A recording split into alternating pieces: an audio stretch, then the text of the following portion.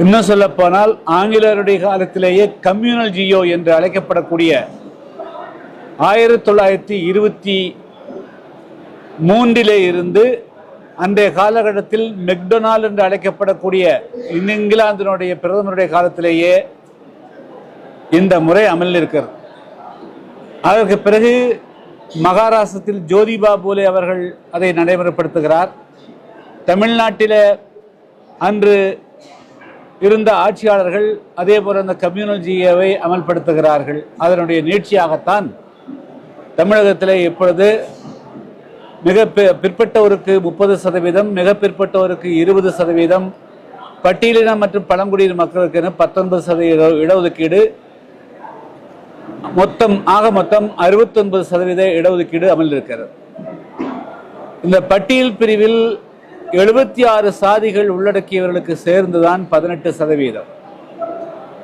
இதை 6 சமுதாயங்களை ஒன்றாக்கி அருந்ததிர் என்ற பிரிவில் 2009ஆம் ஆண்டு அவர்களுக்கு 3% இடஒதுக்கீடு வழங்குவதற்கு அன்றைய கருணாநிதி அரசு முடிவெடுத்தது. அன்றைய காலகட்டத்தில் அது குறித்து நடைபெற்ற அனைத்து கட்சி கூட்டத்திலேயே அதனுடைய பாதிப்புகள் எவ்வாறு இருக்கும் என்று நான் அதை எதிர்ப்பு தெரிவித்திருக்கிறேன். ஆனால் கடந்த 15 ஆண்டு காலமாக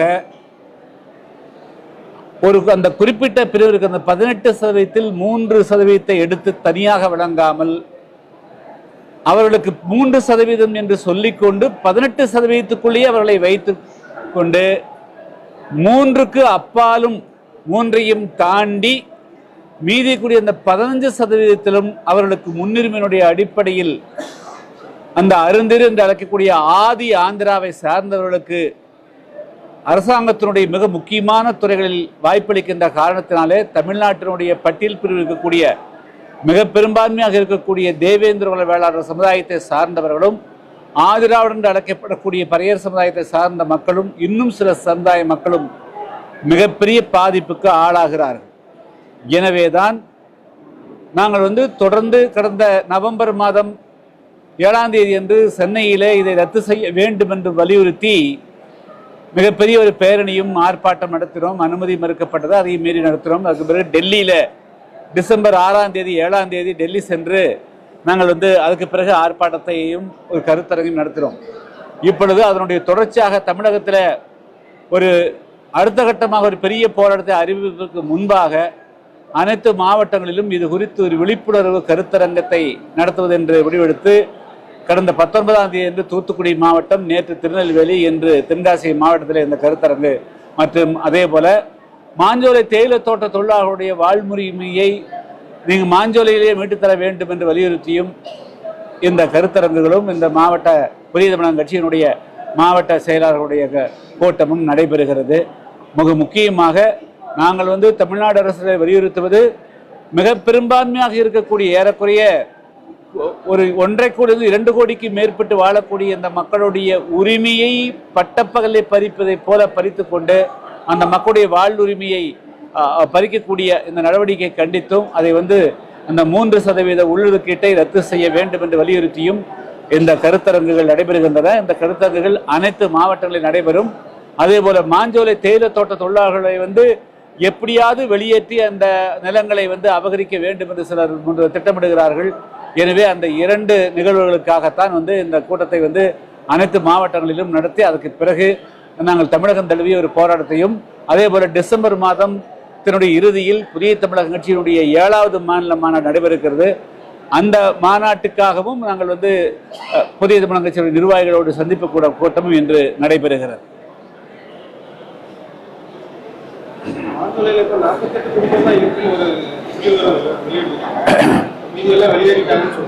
இவங்க பேர் மிஸ்டர் பால்விந்தருங்க, பால்சாமி. இவர் மாஞ்சோலையில் இருக்கக்கூடிய ஊத்து எஸ்டேட்டை சார்ந்தவர். அவர்கிட்டயே கேட்டுக்குங்க, ஊத்துல எத்தனை குடும்பம் இருக்கிறாங்க, 4 முக்கில் எவ்வளவு, மாஞ்சோலையின் ஏறக்குறைய 200க்கு மேற்பட்ட குடும்பங்கள் இன்று வரையிலும் மாஞ்சோலையில இருக்கிறார்கள். மீதி ஒரு 200 குடும்பங்கள் வேலை கடந்த 9 மாதங்களாக வேலை இல்லாத காரணத்தினால 2 நாளைக்கு வேலைக்கு வருவாங்க, அதுக்கு பிறகு மீண்டும் மேலே போயிடுவாங்க. ஆனால் பொதுமக்கள் மத்தியில் ஒரு தவறான அபிப்பிராயத்தை உருவாக்கக்கூடிய வகையிலும் உச்சநீதிமன்றத்தில் இவர்கள் எப்படியாவது இந்த வழக்குக்கு அந்த வழக்கில் வெல்ல வேண்டும் என்பதற்காகவும் தமிழ்நாடு அரசு முழுக்க பொய்யான தவறான சட்டத்துக்கு விரோதமான தகவல்களை மட்டுமே கொடுக்கிறார். ஆனால் அங்கு இன்னைக்கு வெறும் ஏற்கனவே விருப்ப ஓய்வுக்கு கையெழுத்திட்டு வெளியேறிய குடும்பங்களை தவிர வேறு எந்த குடும்பமும் மாஞ்சோலையில் இருந்தோ அல்லது ஊத்து எஸ்டேட்டில் இருந்தோ நாலுமுக்கிலிருந்து வெளியேறவில்லை. அப்படி அரசு சொல்லக்கூடிய முழுமையான அந்த சொல்லக்கூடிய தவறு முற்றிலும் தவறானது. அது மட்டுமல்ல, இப்பொழுது அங்கு இருக்கக்கூடிய மக்களை எப்படியாவது வெளியேற்ற வேண்டும் என்று அநாகரிகமாக மனித நேயத்துக்கு விரோதமாக இப்பொழுது வனத்துறையும் இந்த அரசும் செயல்படுகிறது. உதாரணத்திற்கு அங்க யானை கிடையாதுங்க, மாஞ்சோலையில் கொம்பன் யானையை கொண்டு கோதையாறு பக்கத்தில் விட்டாங்க. இப்பொழுது அண்மை காலத்தில் புல்லட் யானைன்னு ஒரு யானையை கொண்டு உள்ள விட்டு இந்த மக்களுக்கு இடைஞ்சல் பண்றாங்க. காட்டு பன்றிகளை கொண்டு இவர்கள் குடியிருப்பு குடியிருப்பில் விடுறாங்க. ஒரு 15-20 தினங்களுக்கு முன்பாக 15 அடி நீளமுள்ள நாகபாம்பை கொண்டு உள்ள விட்டு இந்த மக்களுக்கு தொல்லை பண்றாங்க. இது போல அதே போல குடிநீருக்கு ஒரு மாசம் 20 நாளைக்கு மேல குடிநீர் இல்லை. அந்த மோட்டரை ரிப்பேர் பண்ணி தர மாட்டேங்கிறாங்க. போன் வசதி இல்லாத அளவுக்கு அவங்க பண்றாங்க. மருத்துவ வசதி இருந்த மருத்துவமனையை மூடிட்டாங்க. அது மட்டும் இல்லாம இப்போ முதல்ல தினமும் வரதா சொல்லியிருந்தாங்க. இப்படி 15 நாளைக்கு ஒரு முறை தான் வர்றாங்க. ஸோ இது போல அங்கள் குடியிருக்கக்கூடிய மக்களை எப்படியாவது விரட்ட வேண்டும், துரத்த வேண்டும் என்ற ஒரே தீய நோக்கத்தோடு உள்நோக்கத்தோடு ஒட்டுமொத்தமா மாநில அரசு செயல்படுதுங்க. புதிய கல்விக் கொள்கையை இன்னைக்கு இருக்கிற மாநில அரசு எந்த அடிப்படையில் அது வேண்டாங்க அப்படிங்கிறதுக்கு உண்டான காரணத்தை இன்னைக்கு வரலும் தமிழ்நாட்டு மக்களுக்கு அவங்க வெளிப்படுத்திக்கிறாங்களா? முதல்ல அதை வெளிப்படுத்தணும். 5000 கோடி வரல, 5000 கோடின்னு மத்திய அரசை குற்றம் சொல்லக்கூடியவர்கள் 5000 கோடி ஏன் நிறுத்தப்பட்டிருக்கு உண்டான காரணம் என்னங்கிறது ஏதாவது ஒரு காரணம் இருக்க முடியும். கல்விக் கொள்கை தேசிய இந்தியா முழுமே இருக்கக்கூடிய ஒரு நாட்டுக்கு ஒரு கல்விக் கொள்கை நேஷனல், அதாவது ஆராய்ச்சியினுடைய அடிப்படையில் NCERT சிலபஸில் ஒரு கல்விக் கொள்கையை கொண்டு வர்றாங்க. அந்த கல்விக் கொள்கையிலே என்ன குறைபாடு, அதை ஏற்றுக்கொள்வதற்கு என்ன மறுப்பது காரணம் என்ன என்பதை இன்னைக்கு வரலும் தமிழ்நாட்டு முதலமைச்சர் மு க ஸ்டாலினோ அல்லது அந்த கட்சிக்காரர்களோ விளக்குவதற்கு என்ன தயக்கம்? அதை விட்டு போட்டு நீங்க எல்லாம் விட்டு போட்டு எல்லாம் மூடி மறைச்சிட்டு ஒரு பகுதியை மட்டும் சொன்னா என்ன நியாயம்?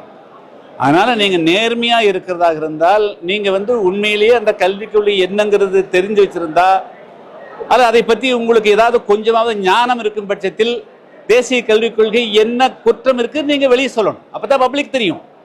ஓஹோ, இந்த கல்விக் கொள்கை தமிழ்நாட்டுக்கு பாதிப்பு, தமிழ்நாட்டு மாணவர்களுக்கு பாதிப்பு அப்படிங்கிறத நீங்க முதல்ல வெளியே சொல்லாம பணம் கொடுக்கலன்னு சொன்னா என்ன நியாயம்? அதனால முதல்ல இன்னைக்கு இருக்க திமுக அரசு கடந்த கால போலயே எதையாவது ஒன்று சொல்லி தமிழ்நாட்டு மக்களை ஏமாத்தலாம் நினைக்க வேண்டாம். புதிய கல்விக் கொள்கைகளில் என்ன குறைபாடை இவர்கள் கண்டிருக்கிறார்கள் என்பது குறித்து ஒவ்வொன்றா விழாவாரிய விளக்கணும். அது வேற, மும்மொழி வேற, புதிய கல்விக் கொள்கை வேற, நியூ எஜுகேஷன் பாலிசிங்கிறது வேறு, மொழி பிரச்சனைங்கிறது வேறு. புதிய கல்விக் கொள்கையில் இன்னைக்கு இருக்கிற திமுகவினுடைய அறிவுஜீவிகளோ அல்லது தமிழ்நாட்டுக்கு முதலமைச்சர் ஸ்டாலின் அவர்களோ அதை பற்றி ஒரு 4 வார்த்தை பேசுவார்களா வெளிப்படையா?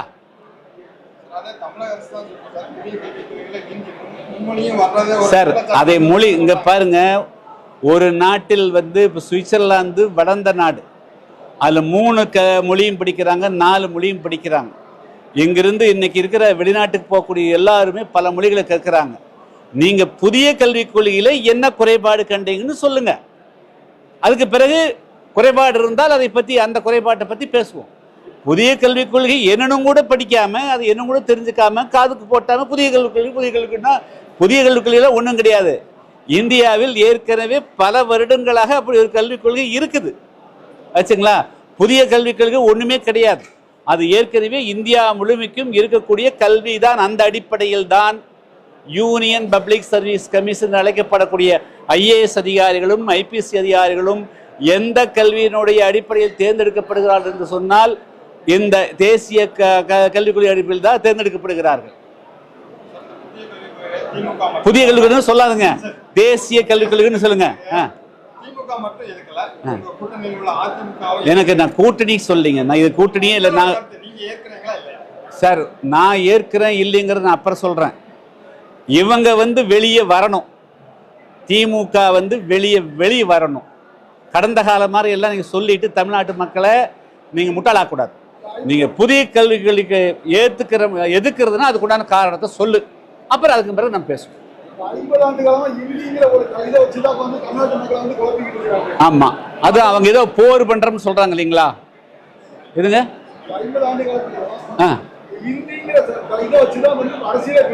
ஆமா, தமிழ்நாட்டு மக்களே பின்னாடி தான் கொண்டு போறாங்க. அப்ப இப்ப உள்ள இளைஞர்கள் வந்து மும்மொழி கொள்கையோ தேசிய தமிழ் கொள்கையை ஏற்றுக்கிற தேசிய கல்விக் கொள்கையை, ஆனால் இவங்க வந்து அதை காரணம் காட்டி இந்த பணத்தை மட்டும்தான் மையம் பண்ணி பேசுற மாதிரி தான் ஓடி. அதாவது அதாங்க, புதிய கல்விகளுடைய சாதகம் என்ன பாதகம் என்னன்னு பேசுவதற்கு அவங்க தயாரா இல்லை. அந்த புதிய கல்விக் கொள்கையில 3 இந்தியை திணிக்கிறாங்களா இல்லையாங்கிறத சொல்றதுக்கு அவர்களுக்கு வக்கு கிடையாது. அவங்க ஒன்று தமிழ்நாட்டுக்கு வர வேண்டிய நிதியை வந்து கொடுக்க மறுக்கிறாங்கிற ஒரே குற்றச்சாட்டு மட்டுமே பணி செய்கிறாங்க. அது தவறானது. அதெல்லாம் அந்த முறையை வந்து தவறானது. திமுக அது கைவிடணும். திமுகவுக்கு அது வந்து 2020 கை கொடுக்காது ஆச்சுங்களா? அதனால அவர்கள் நேர்மையாக புதிய கல்விக் கொள்கையை எதிர்ப்பதற்கு உண்டான அடிப்படை காரணங்களோடு வெளியே வந்தாங்கன்னா அப்புறம் அதுக்கு போய் டிபேட் பண்ணலாம். இப்போ அவங்க டிபேட்டுக்குள்ளேயே வராமல் தமிழ்நாட்டு மக்களை வந்து மத்திய அரசு வஞ்சிக்குதுங்கிற ஒரு அப்ரோச் எடுக்கிறாங்க. அது தவறான பழக்கம்.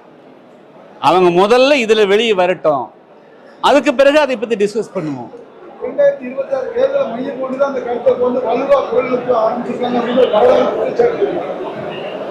அது திமுக எப்பவுமே அவங்க வந்து இப்படித்தான். அவங்க திமுக துவக்கப்பட்ட காலத்திலிருந்து இந்த மாதிரி தான் எடுத்து அவங்க ஆட்சிக்கு வந்திருக்கிறாங்க. அது 2026 பலனளிக்குமா இல்லையாங்கிறத இப்போ சொல்ல முடியாது ஆச்சுங்களா? ஒரு விஷயத்திலையும் கூட அவர்கள் வந்து அவர்களுக்குன்னு ஒரு கொள்கை கிடையாது. திமுகவுக்கு என்ன கொள்கைன்னு கேட்டால் இருக்காது. அது நீதி கட்சியுடைய கொள்கையாக இருக்கும், அது காங்கிரஸுடைய கொள்கையாக இருக்கும், கம்யூனிஸ்டுடைய கொள்கையாக இருக்குமே தவிர திமுகவுடைய கொள்கைன்னு கேட்டால் ஏதாவது ஒரு கொள்கையும் கூட நீங்கள் யாராலையும் சொல்ல முடியாது. திமுக தெரியாது.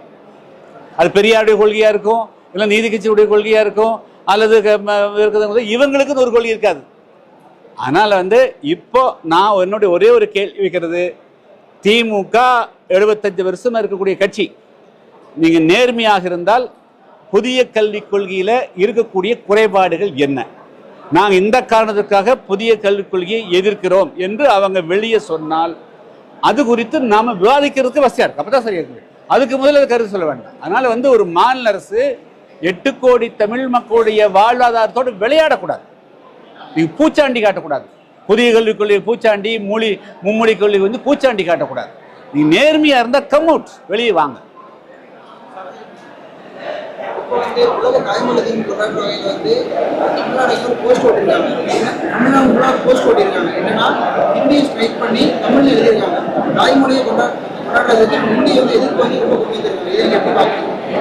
இல்ல அவங்க திமுக இருந்து சில பேர் எல்லாம் சொல்லிக்கிறாங்க, விரைவில் வந்து நாங்கள் மொழி போரை துவக்கிறோம்.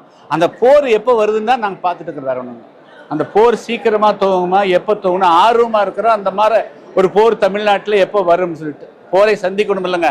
போர் பல வருஷங்களாச்சு. அதனால் அந்த போர் எப்பொழுது துவங்கும், அது எப்படிப்பட்ட போர் இருக்கும் அப்படிங்கிறதெல்லாம் பார்க்கணுங்கிறதுக்காக பார்க்குறோம். இன்னும் ஆயத்தம் போருன்னு வந்தால் பயங்கரம் இல்லைங்களா, குண்டெல்லாம் வெடிக்கும், அதுக்கெல்லாம் ஆயத்தமாக இருக்கணும் இல்லைங்க, இல்லைங்களா?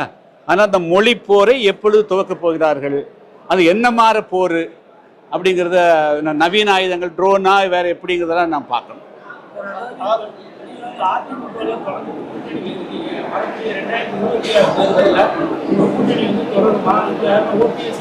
இல்லை நாங்கள் வந்து இப்பொழுது வந்து கூட்டணி பற்றியெல்லாம் எதுவுமே பேசலைங்க, பார்க்கல, அதை பற்றி சிந்திக்கலை. நாங்கள் 2026 சட்டமன்ற தேர்தலுக்கு புதிய தமிழகம் கட்சி எங்களை நாங்கள் வலுப்படுத்திட்டு இருக்கிறோம். அதுக்குண்டான ஆய்வு கூட்டம் தான் இது.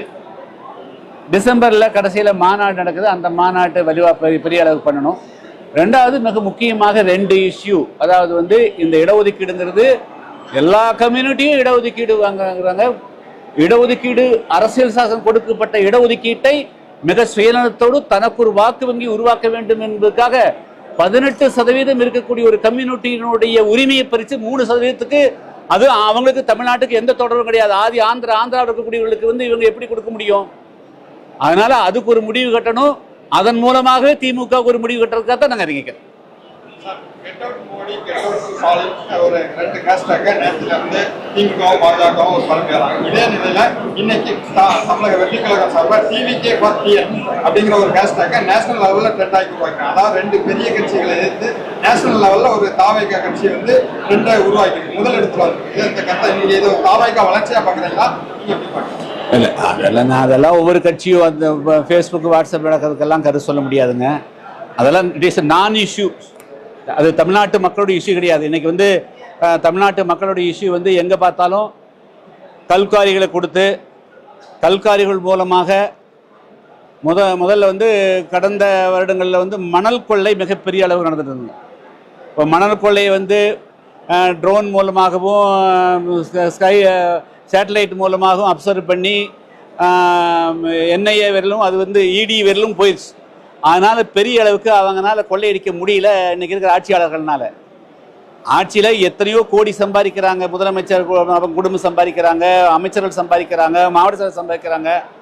ஆனால் அது அத்தனையும் பத்தாமல், அரசாங்க திட்டத்தில் இருக்கிறதும் பத்தாமல், இன்றைக்கி தமிழ்நாட்டு மக்களுடைய கிராமப்புற வாழ்வாதாரத்தை தொலைக்கக்கூடிய வகையில் இந்த கல்காரிகளை கொடுத்து பல இடங்களில் விவசாயத்துக்கு கேடு செய்கிறாங்க. நான் இதெல்லாம் வந்து தேர்தல் நேரத்தில் வந்து நாங்கள் வந்து இதே தென்காசி மாவட்டத்தில் பல இடங்களில் நூற்றுக்கணக்கான குவாரிகள் மூலமாக வந்து மலைகளையே உடைக்கிறது, கிராம சாலைகள் உடைஞ்சு போகிறது, கனிவள கொள்ளைகள் கேரளாவுக்கு கடத்துறது, இதெல்லாமே பார்த்தோம். இப்போ கூடுதலாக மீண்டும் மீண்டும் மீண்டும் மீண்டும் அதிகரிச்சுட்டே போகிறாங்க இந்த கனிவள கொள்ளை அதிகரிக்கிற மாதிரி. ஸோ இன்றைக்கி தமிழ்நாட்டுக்கு ஆபத்தை வந்து பெரிய பேராபத்தாக வந்து இன்றைக்கி இவங்களுடைய செயல்பாடுகள் இருக்குது. எனவே இதுதான் தமிழ்நாட்டு மக்களுக்கு உடைய மிக முக்கியமான பிரச்சனையாக இருக்குது. ஒரு காலத்தில் மணல் கொள்ளையாக இருந்தது, இன்னைக்கு கனிமல கொள்ளை. குறிப்பாக இது மூலமாக ஒரு துளியும் கூட தேர்தலுக்கு நாடாளுமன்ற தேர்தலுக்கு பிறகு குறைக்கணும்னு சொன்னாங்க, அது கூட்டிக்கிறாங்க. மீண்டும் ஒவ்வொரு மாவட்டத்திலும் 20 காரி 30 காரி கொடுக்குறாங்க.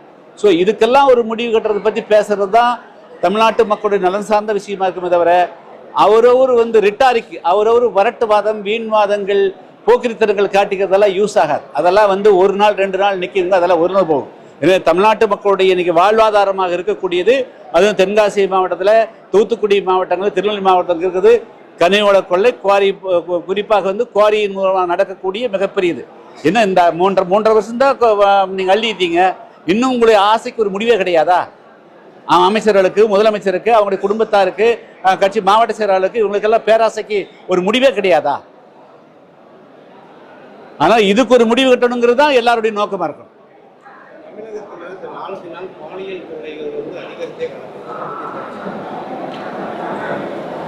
சார் வந்து ஆட்சி, ஒட்டுமொத்த ஆட்சியுமே அடுத்த 1 வருஷத்துக்கு தான் ஆட்சியில் இருக்க போகிறோம். எவ்வளவு தோண்ட முடியுமோ தோண்டணும்னு கவனத்தை வந்து தோன்றதில் கவனம் செலுத்துகிற போது ஆட்சியில் எங்கே சார் கவனம் செலுத்த முடியும்? அதனால் எல்லாரும் அவரவர் விட்டாங்க. கடைசி நேரத்தில் வந்து உங்களை பார்ப்பீங்க, ஒரு ஆட்சி நடந்து தோற்று போகிற போது பார்த்தீங்கன்னா போகிற போது கொள்ளையடிச்சுட்டு போவாங்க. அந்த மாதிரி நடக்குது சார். அதனால் வந்து யாரும் யாருடைய கட்டுப்பாட்டிலையும் கிடையாது. அதனால் இன்னைக்கு வந்து ஒரு லாலெஸ்னஸ், சட்டமே இல்லாத ஒரு சூழ்நிலை வந்து தமிழகத்தில் நிறுவுகிறது. அதன் காரணமாக தடி எடுத்தவரெல்லாம் தண்டக்காரங்கிற போல எல்லாரும் அவரவர் இஷ்டம் போல மனசாட்சி இல்லாமல் தமிழ் கலாச்சாரங்கள் தமிழ்நாடே கேள்விப்படாத அளவுக்கெல்லாம் வந்து இன்னைக்கு இந்த பாலியல் தான் நடக்குதுங்க. இதுக்கெல்லாம் ஒட்டுமொத்தம் ஆட்சியாளர்கள் தான் இதுக்கு பொறுப்பேற்றுக்கணும்.